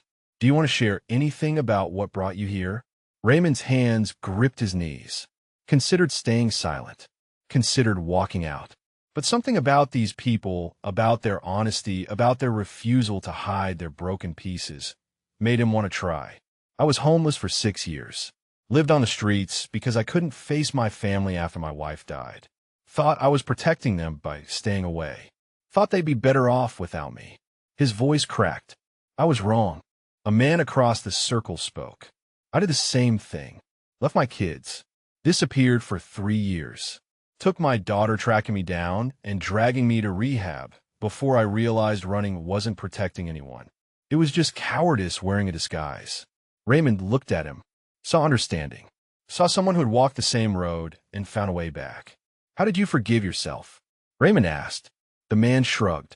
Still working on it. But my therapist told me something that helped. She said forgiveness isn't about deciding you didn't do wrong. It's about deciding you've suffered enough for it. About choosing to stop punishing yourself. The words settled into Raymond like stones into still water, creating ripples, disturbing the settled grief he had carried for so long. Patricia leaned forward. Raymond, you said you thought you were protecting your family. What changed? I collapsed. At a bus stop, where my wife died. Had a heart attack in front of my sons who had been searching for me for 6 years. Raymond's voice steadied. And when I woke up in the hospital and they were there, I realized I hadn't been protecting them. I'd been protecting myself from having to face their pain, from having to admit I needed help. That's enormous insight, Patricia said. How does it feel to name that? Terrifying. Raymond's hands shook, because now I have to figure out how to be their father again, how to be part of the family, how to accept help instead of running. And I don't know if I can do it. Jennifer spoke up. None of us knew if we could do it when we started. But you're here. That's the first step. Everything else is just more steps. The session continued for another 40 minutes. Raymond mostly listened, absorbed the stories, the shared pain, the small victories, the understanding that healing wasn't linear, that some days you moved forward and some days you fell back, and both were okay. When it ended, people stood, stretched. Several approached Raymond, shook his hand, welcomed him, told him to come back, offered phone numbers in case he needed to talk between sessions. Patricia walked him to the door. You did good today. Sharing that first time is hard. Will it get easier? Raymond asked. Some days. Some days it gets harder before it gets easier. But you keep showing up, keep doing the work, and eventually the hard days get fewer. Patricia paused. Dr. Vasquez mentioned your special forces, that you led the Baghdad extraction. Raymond nodded stiffly. Then you know about missions, about objectives, about taking ground 1 meter at a time, even when the enemy is everywhere. Her voice was gentle. This is the same thing. You're taking ground from your trauma. 1 session at a time, 1 day at a time, 1 moment at a time. Lucas was waiting exactly where Raymond had left him, reading a book, looking up when the door opened. How is it? Hard. Raymond's voice was hollow, but maybe helpful. I don't know yet. They walked back to Adrian's house in comfortable silence. The evening air was cool. The streetlights cast long shadows.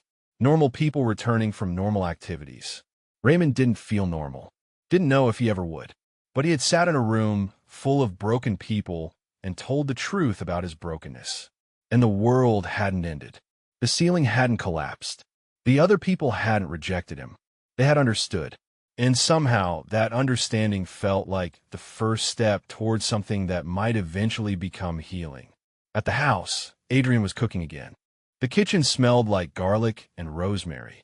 Music played softly from a speaker. Domestic sounds. Home sounds. How'd it go, Dad? Raymond hung up his jacket. Found words. It went. I'll go back next week. Adrian smiled. That's all we ask. Keep trying. That night, Raymond lay in bed staring at the ceiling. The house made unfamiliar sounds. Settling. Creaking. The heater clicking on and off. So different from the shelters. From the streets. From the constant vigilance that had defined his last 6 years. His phone buzzed. A text from Isaiah. Heard you in a group. Proud of you, old man. That takes guts. Raymond typed back slowly. Thanks, kid. How are things at the shelter? Same. New guy came in today. Marine. Afghanistan. Seeing things that aren't there. I'm trying to help, but I don't know what I'm doing. Raymond's fingers moved before he could overthink it. Give him space, but stay present. Don't push. Just be there when he's ready to talk. And if it gets bad, call the crisis line. Patricia has the number. Will do. Thanks. Raymond set the phone down, stared at the ceiling again. For 6 years, he had been the one needing help, the one barely surviving, the one who couldn't see past his own pain.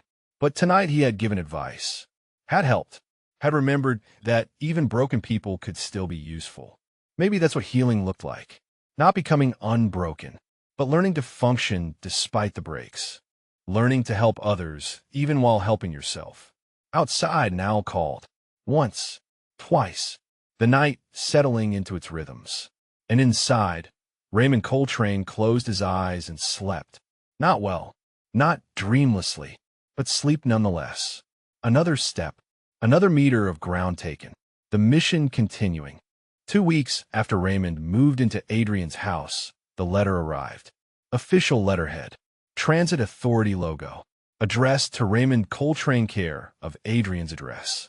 Adrian found it in the mailbox. Brought it inside where Raymond sat at the kitchen table doing the crossword puzzle his wife used to love. The sight of his father bent over the newspaper with a pencil made Adrian's throat tight. Small victories. Small returns to normalcy. This came for you, Dad. Adrian set the envelope on the table. Raymond stared at it like it might bite. Who knows I'm here? Well, the video went pretty viral. And Colonel Whitmore's been making calls. You're kind of famous now in veteran circles. Raymond opened the envelope carefully. Read the letter once. Then again. His face went blank. The mask he wore when emotions ran too deep to show. What is it? Adrian moved closer. The transit supervisor. Marcus Brennan. He's been fired. Raymond's voice was flat. This is from the Transit Authority's legal department. They want me to know they took action, that they've implemented new training for all security personnel on how to interact with vulnerable populations. That's good, right? Raymond set the letter down, stared at his hands. He lost his job because of me. He lost his job because he assaulted a veteran having a medical emergency, Adrian said firmly. Because he was cruel to someone who needed help. Those were his choices, Dad. Not yours. But if I hadn't been there, if I hadn't collapsed, then he would have done it to someone else eventually. Adrian sat down. Dad, you can't take responsibility for other people's cruelty. You didn't make him treat you that way. Raymond's fingers traced the edge of the letter. I should feel vindicated. Should feel like justice was served. But I just feel tired. The doorbell rang. Adrian went to answer. Voices at the door. Then footsteps. Dr. Vasquez appeared in the kitchen doorway. She wore civilian clothes. Carried a small bag. Raymond, I hope you don't mind me dropping by. I wanted to check on you. And I brought something. She set the bag on the table. Pulled out a folder. Inside were printouts. Articles. Social media posts. All about the viral video. About Raymond's story. I've been tracking the response, she said. I thought you should see what's happening. Raymond opened the folder. The first article was from a local news site. Homeless veteran reveals decorated past after Transit Authority confrontation. The story detailed his service, the Baghdad operation, his collapse, his reunion with his sons. The comments section was long. Hundreds of responses. Raymond scanned them. How many veterans are we walking past every day without seeing them? One read. Another. This man saved lives, and we let him sleep on the streets. That's on all of us. And another. I was at that bus stop that morning. I walked right past him. Never thought to help. I'm ashamed. Dr. Vasquez pulled out more printouts. This one's from a veterans advocacy group. They want to use your story to push for better mental health resources, better housing programs. They're calling it the Sandstorm Initiative. Raymond looked up sharply. I didn't agree to that. I know. She held up her hands. That's why I'm here. To ask if you're okay with it. They want your permission. Want you involved if you're willing. But they'll respect your privacy if you say no. I'm not a symbol. Raymond's voice hardened. I'm just a man who failed his family and lived on streets. That's not inspirational. Adrian spoke quietly. Dad, maybe that's exactly why it matters. Because you're not perfect. Because you struggled. Because other veterans see themselves in you and realize they're not alone. Raymond stood, walked to the window, looked out at the backyard where oak leaves drifted down in the afternoon sun. For 6 years, he had been invisible. Safe in his obscurity. Now, people wanted to know his story. Use his name. Turn his failures into lessons. What would they want from me? He asked without turning. Dr. Vasquez answered. Probably nothing at first. Just permission to use your story. Maybe eventually they'd ask you to speak, to share your experience. But only if you wanted to. I don't want to speak. Don't want to stand in front of people and talk about my trauma like it's entertainment. It wouldn't be entertainment, Adrian said. It would be helping other people understand. Helping other veterans know they're not broken beyond repair. Raymond turned, looked at his son. You think I'm not broken beyond repair? I think you're here. You're trying. You want a group. You're taking your medication. You're doing the work. Adrian's voice was steady. That's not broken beyond repair. That's healing. The room went quiet. Outside, a car passed. A dog barked. Normal sounds of a normal afternoon. Raymond thought about Isaiah at the shelter, about the new Marine seeing things that weren't there, about all the veterans who thought they were alone in their suffering, who believed they didn't deserve help, who ran because they thought it was noble instead of recognizing it as fear. Okay, he said finally, they can use the story, but I'm not making any promises about speaking. Not yet. Dr. Vasquez smiled. That's more than enough. Thank you.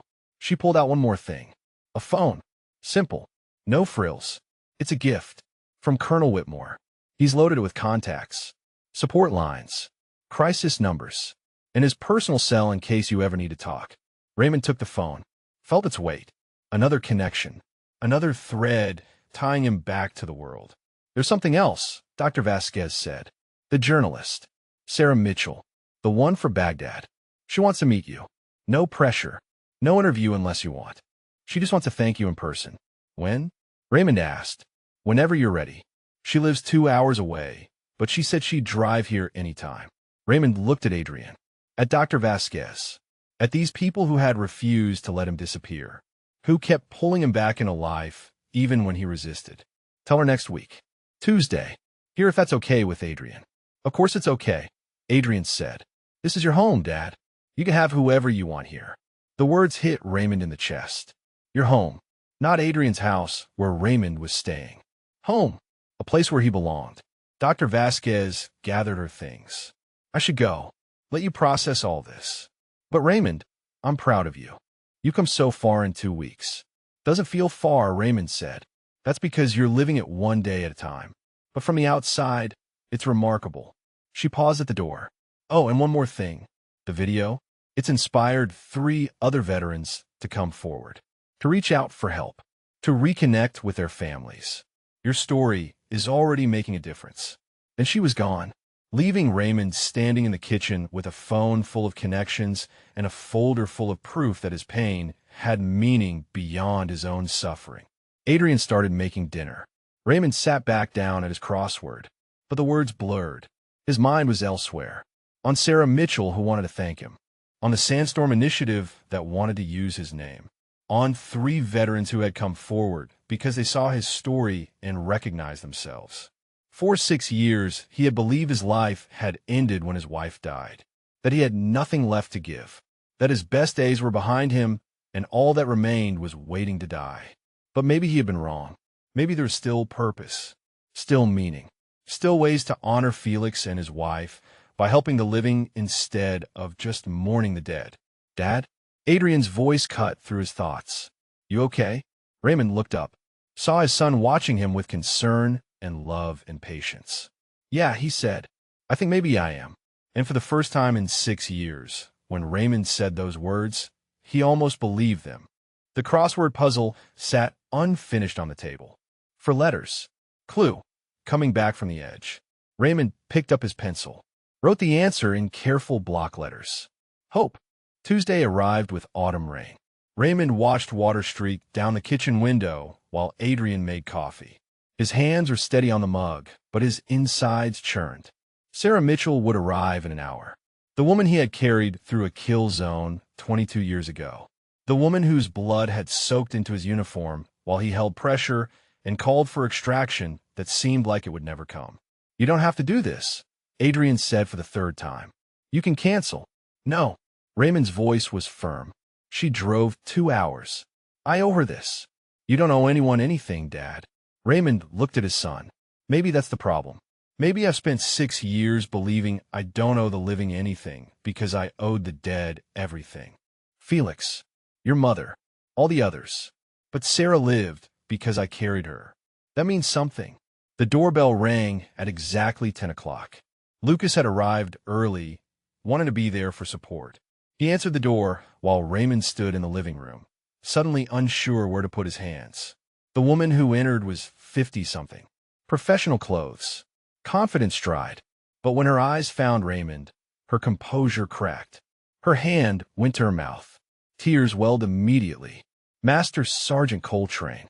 Her voice broke on his rank. Oh my God, it's really you. Raymond stood awkwardly. Mom, it's good to see you recovered. Sarah crossed the room in 3 steps, pulled Raymond into a hug that he wasn't prepared for. For a moment, he stood frozen. Then his arms came up, returned the embrace. This woman he had carried while she bled, while she screamed, while the world exploded around them. When she pulled back, tears streamed down her face. I've looked for you for 20 years. The military wouldn't tell me anything. Said your identity was classified. Said the whole operation was classified. I only knew your call sign. Sandstorm. They sat. Sarah in the armchair. Raymond on the couch with his sons flanking him. Lucas brought tea. Adrian brought tissues. Small domestic gestures in a moment too large for small talk. Sarah wiped her eyes, tried to compose herself. I need you to understand what you gave me. What carrying me out of that compound meant.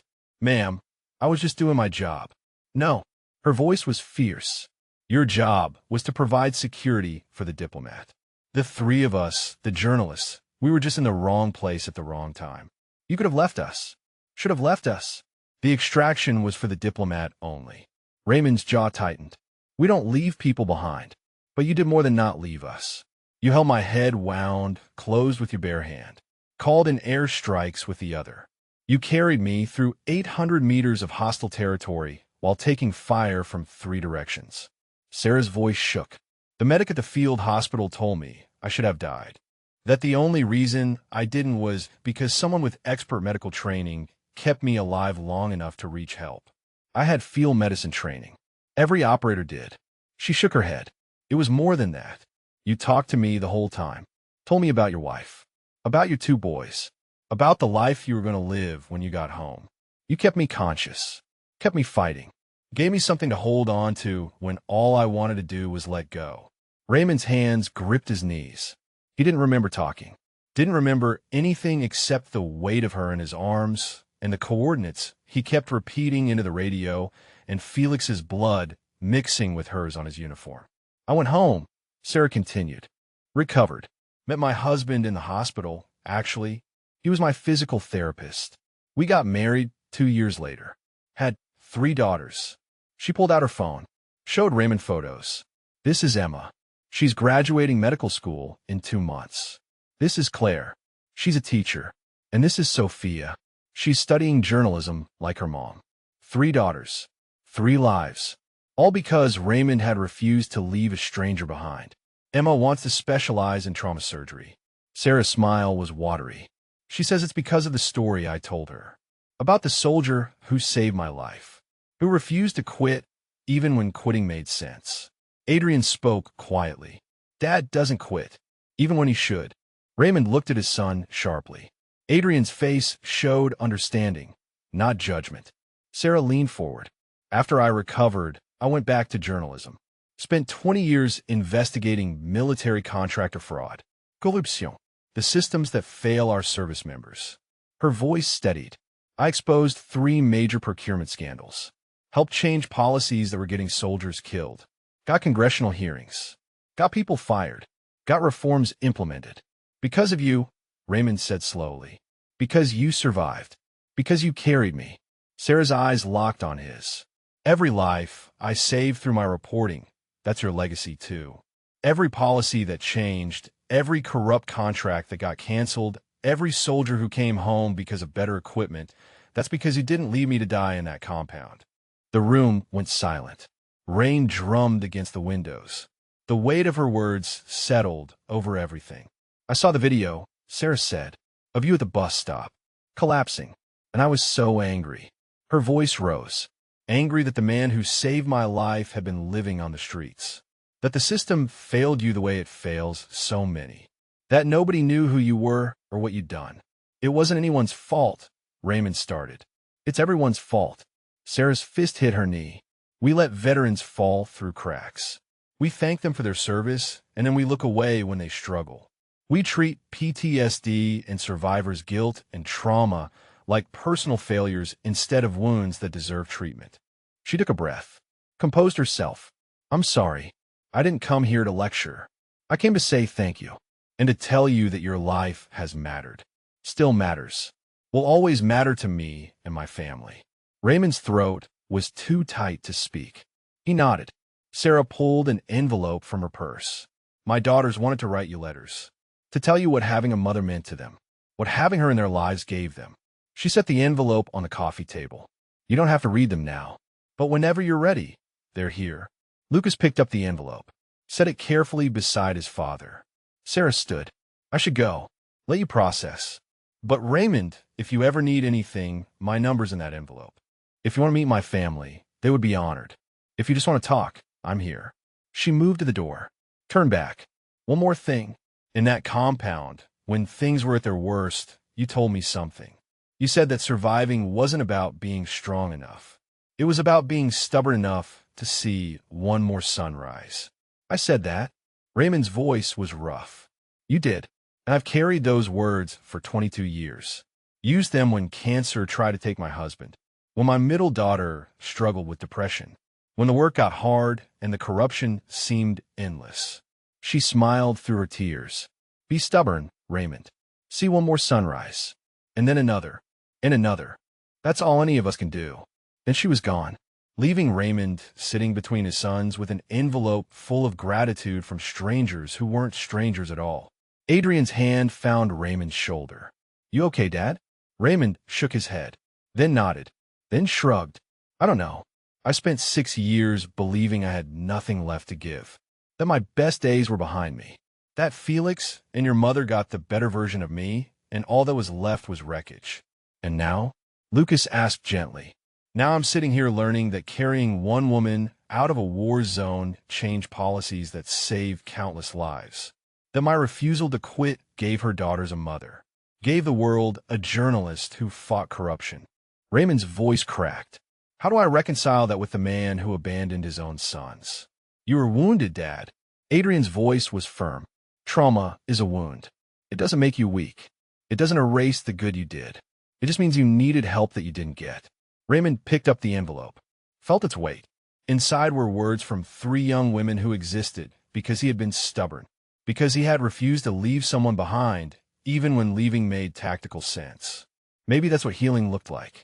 Not forgetting the pain, not pretending the wounds didn't exist, but recognizing that wounded people could still have worth, could still make a difference, could still matter. Can I read these alone? Raymond asked quietly. Of course, Lucas said. Take all the time you need. Raymond went upstairs to his room, sat on the bed beneath the photograph of his younger self, opened the envelope with trembling hands. 3 letters, 3 voices, 3 lives that wouldn't exist without him. He read each one slowly, absorbed their words, their gratitude, their descriptions of the mother who had taught them to be strong and stubborn and to never give up. And when he was done, Raymond Coltrane put his face in his hands and wept. Not from grief this time, not from guilt or shame or the weight of carrying the dead. From something else, something that felt almost like peace. 3 months after Raymond moved into Adrian's house, Colonel Whitmore called with an invitation. The Green Beret Foundation was hosting a ceremony honoring operators from Iraq and Afghanistan. They wanted Raymond there, wanted to recognize his service publicly, wanted to tell the story of the Baghdad extraction to an audience of service members and their families. Raymond sat in the kitchen holding the phone, staring at nothing. I don't think I could do that, sir. Whitmore's voice was patient. I understand it's difficult. But Raymond, your story matters. Not just what you did in Baghdad, what you've done since. Coming back from the streets, getting help, showing other veterans that recovery is possible. I haven't recovered. I still go to therapy twice a week. Still have nightmares. Still wake up some mornings not sure I can get out of bed. That's recovery, Raymond. Recovery isn't being perfect. It's showing up despite the imperfection. Whitmore paused. You don't have to speak if you don't want to. Just be there. Let people see you. Let other struggling veterans know they're not alone. Raymond looked across the kitchen where Adrian was making breakfast. His son who had given him a home, who had refused to give up even when Raymond had given up on himself. When is it? Raymond asked. 2 weeks. Saturday evening. I can arrange transportation if you need it. Hotel if you want to stay overnight. I'll drive myself. Raymond's voice was steady. And sir, if I'm going to be there, I want to bring someone. A young Marine named Isaiah. He needs to see that the path forward exists. Bring whoever you need. Whitmore's approval was clear in his voice. I'll put your names on the list. When Raymond told Isaiah about the ceremony, the young man stared at him in disbelief. You want me to go with you? To a Green Beret Foundation event? You're part of this journey, Raymond said. You were there at the bus stop. You defended me to that supervisor. You visited me in the hospital. And you're fighting your own battles every day. You should see what the other side of that fight can look like. Isaiah's eyes welled up. He turned away quickly, but not before Raymond saw. The kid was 24 and carrying weight that would have crushed most people twice his age. The 2 weeks passed in a blur of preparation and anxiety. Raymond bought new clothes with Adrian's help. Actually bought them instead of accepting donations. A suit that fit. Shoes that weren't held together with duct tape. He looked in the mirror and barely recognized himself. The night of the ceremony, Lucas drove. Raymond in the passenger seat. Isaiah in the back. Adrian had wanted to come, but Raymond asked him to stay home. Some things he needed to do without his sons watching. Without the safety net of family. The venue was a hotel ballroom. Elegant. Formal. People in dress uniforms and evening wear. Raymond felt exposed. Visible. Every instinct screamed to leave. But Isaiah's hand on his shoulder steadied him. We got this, old man. Just like patrol. One step at a time. They found their table. Other veterans sat there already. Introductions were made. Hands shaken. Stories began to flow the way they did when people who understood gathered together. Colonel Whitmore found Raymond before the program started. Pulled him aside. There's someone here who wants to meet you. Whitmore gestured across the room. A man in a wheelchair approached. Late 30s. Missing both legs below the knee. His eyes locked on Raymond with intensity that made Raymond's chest tight. Master Sergeant Coltrane? The man's voice shook slightly. I'm Captain Derek Walsh. I was the QRF commander. The one you radioed for extraction in Baghdad. Raymond's world tilted. The QRF. The quick reaction force that had finally arrived after 17 hours. After Felix was already gone. After the compound was painted with blood and brass casings and the smell of death. Sir, Raymond started. His voice failed. I wanted to meet you for 20 years, Walsh said. Wanted to tell you that your calls, your coordinates, your tactical assessment under fire, that saved my men. We came in knowing exactly where the threats were. Exactly what we were facing. Because you maintained communication for 17 hours despite being wounded. Despite losing your point man. Despite the impossible situation. Raymond couldn't speak. Could only stare at this man who had lost his legs in service. I hit an IED 3 months after Baghdad. Walsh continued. Lost my legs. Lost 2 men in my vehicle. And when I was in Walter Reed, wondering if life was worth living anymore, you know what kept me going? What? Raymond managed. Remembering the operator who held a position for 17 hours. Who refused to quit. Who saved 4 civilians and gave us the intelligence to save dozens more in follow-on operations. Walsh's voice was fierce. You set the standard, Master Sergeant. You showed us what not giving up looked like. The ceremony began. They found their seats. The program included speeches, awards, recognition of service, stories of sacrifice and courage. Then Whitmore took the stage. Tonight, we honor a man many of you know only by legend. Call sign Sandstorm. Master Sergeant Raymond Coltrane. The screen behind him lit up. Not with Raymond's face, but with a tactical map. Baghdad. April 2003. Coordinates marking the compound. Whitmore told the story. The mission. The ambush. Felix's death. the 17 hours, the extraction. But he didn't stop there. He told what came after. Raymond's retirement, his wife's death, his 6 years on the streets, his collapse at the bus stop, his journey back. And then he said something Raymond wasn't expecting. Master Sergeant Coltrane's story isn't just about heroism in combat. It's about heroism in survival, about the courage it takes to accept help, to keep fighting when the enemy is your own trauma, to show up for therapy, to let family back in, to choose recovery one day at a time. The room erupted in applause. Standing ovation. Hundreds of people on their feet. Raymond sat frozen. Isaiah's hand found his shoulder again. Stand up, old man. They're honoring you.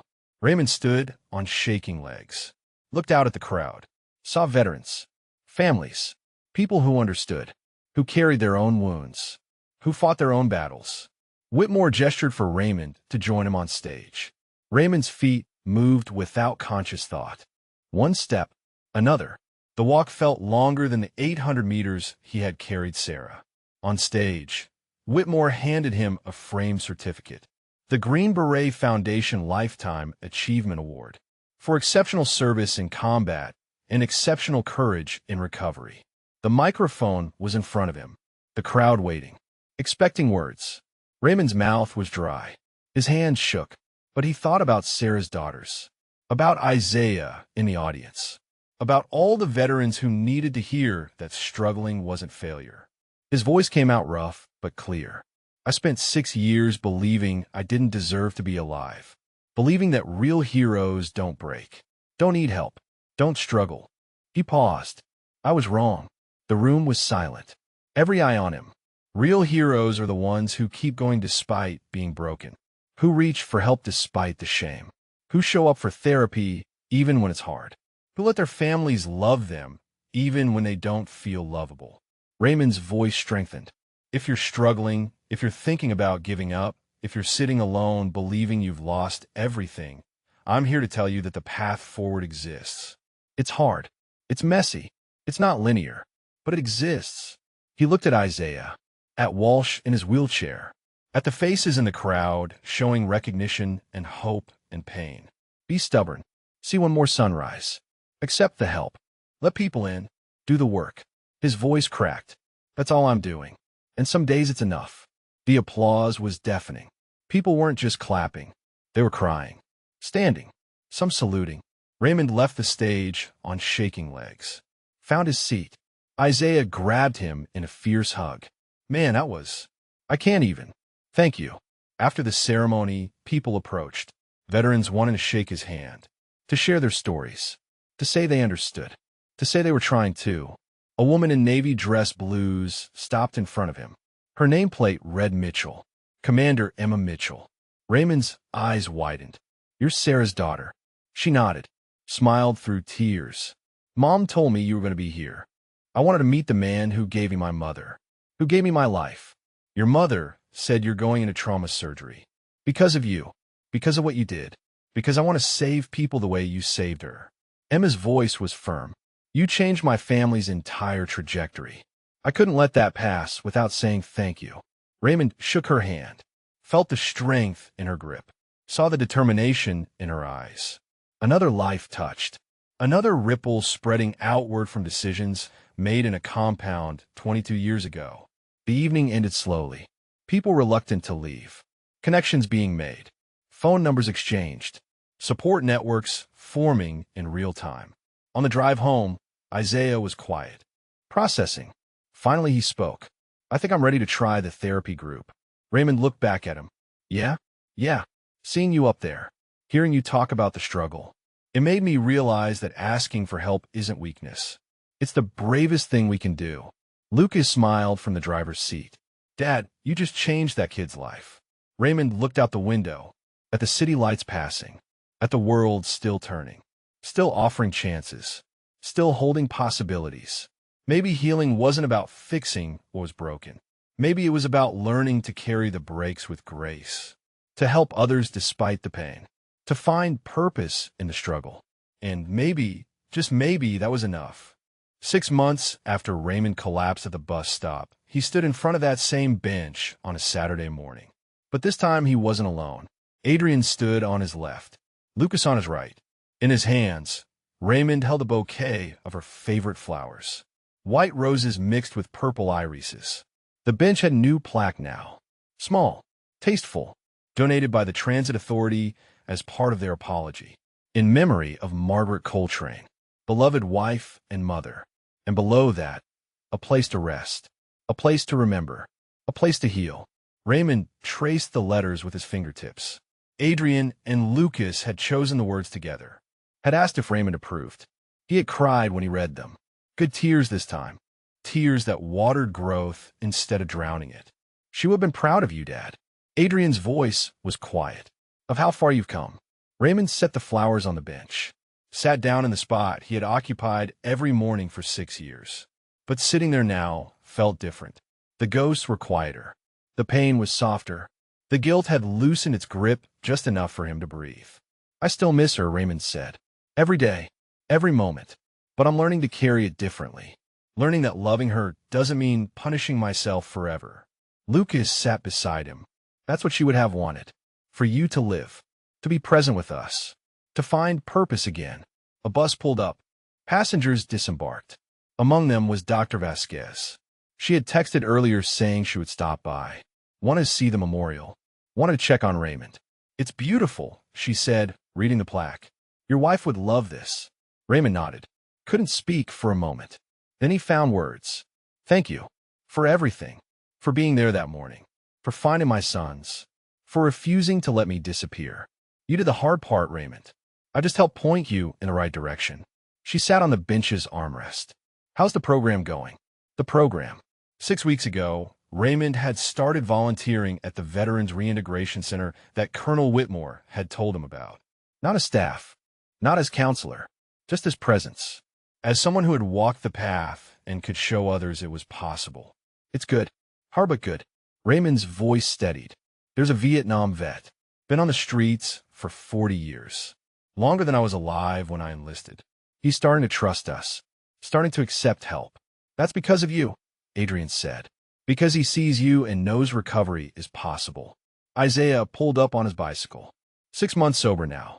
Attending community college. Working part-time at the reintegration center alongside Raymond. His face had filled out. His eyes were clearer. The kid was still fighting, but he was winning more battles than he lost. Morning, old man. Isaiah locked his bike to a rack. Big day today, huh? Raymond smiled. Yeah, big day. Today was the launch of the Sandstorm Initiative, the veterans advocacy program that had asked to use Raymond's story 6 months ago. They had spent the intervening time building something real. Housing assistance, mental health resources, job training, peer support networks, all designed by veterans for veterans. And Raymond was speaking at the launch event, actually speaking, telling his story publicly, not because he wanted attention, not because he thought he was special, but because other veterans needed to hear from someone who had been in the pit and clawed his way out. You nervous? Lucas asked. Terrified, Raymond admitted. But I'm doing it anyway. That's what we teach now, right? Feel the fear and do it anyway. Patricia from the therapy group arrived next. Then several other members. Then Sarah Mitchell with her 3 daughters. Then Captain Walsh in his wheelchair. People who had become part of Raymond's new life. His new family of choice built from shared struggle and mutual support. They walked together to the community center where the event was being held. Media was there. Local news. Veterans organizations. Politicians who wanted to be seen supporting the cause. Raymond ignored most of it, focused on the veterans in the crowd. The ones who looked like he had looked 6 months ago. Hollow. Hopeless. Hanging on by threads. The program began with statistics. Numbers of homeless veterans. Suicide rates. System failures. Then testimonials from people the early pilot programs had helped. Housing secured. Jobs found. Families reunited. Then it was Raymond's turn. He walked to the podium on steadier legs than 6 months ago. His suit fit better. His face had filled out from regular meals. But his eyes still carried the weight. Still showed the scars. He looked out at the crowd. Found his sons. Found Isaiah. Found all the people who had refused to let him quit. My name is Raymond Coltrane. I'm a retired Army Master Sergeant. Call sign Sandstorm. And 6 months ago, I was homeless. Hopeless. Waiting to die on a bench where my wife had died 6 years earlier. The room was silent.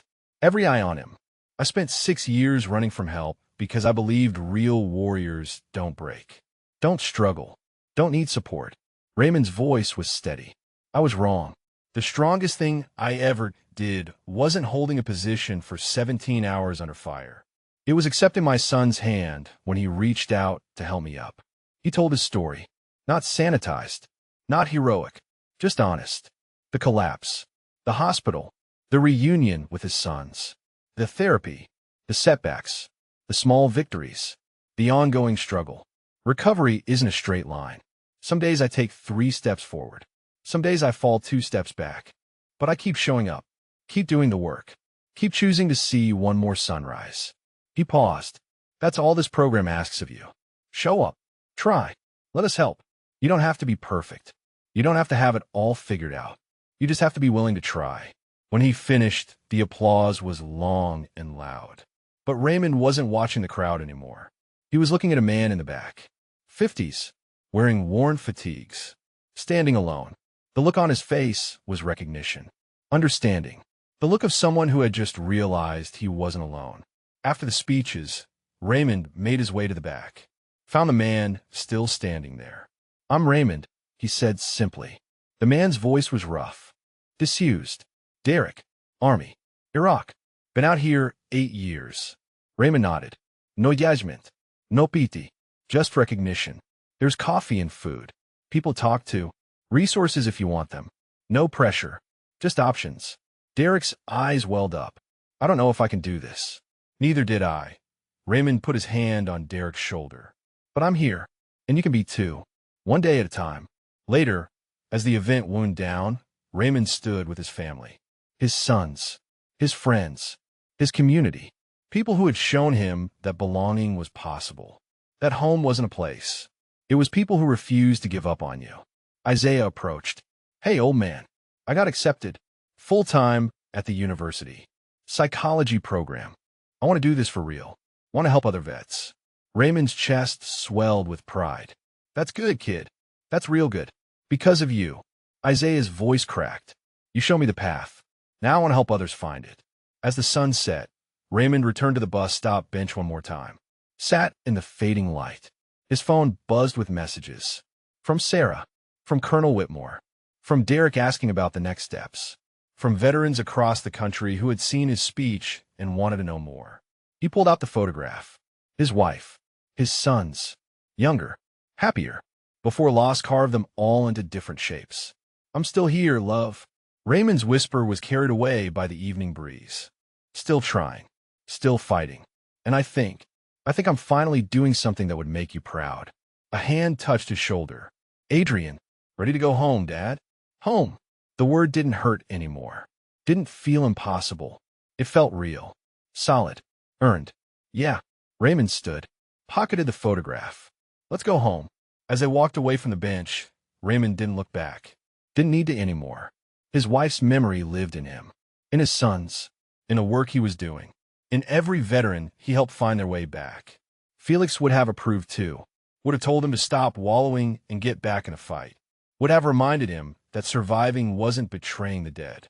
It was honoring them by living fully. By helping others. By refusing to let trauma have the final word. The city lights came on as darkness fell. Raymond walked between his sons. Toward Adrian's house. Toward therapy next Tuesday. Toward another volunteer shift at the reintegration center. Toward whatever came next. He still had nightmares. Still had hard days. Still woke up some mornings not sure he could face the world. But he got up anyway. Showed up anyway. Kept fighting anyway. Because that's what warriors did. Not just in combat, but in the long, quiet battles that came after. The battles against despair and guilt.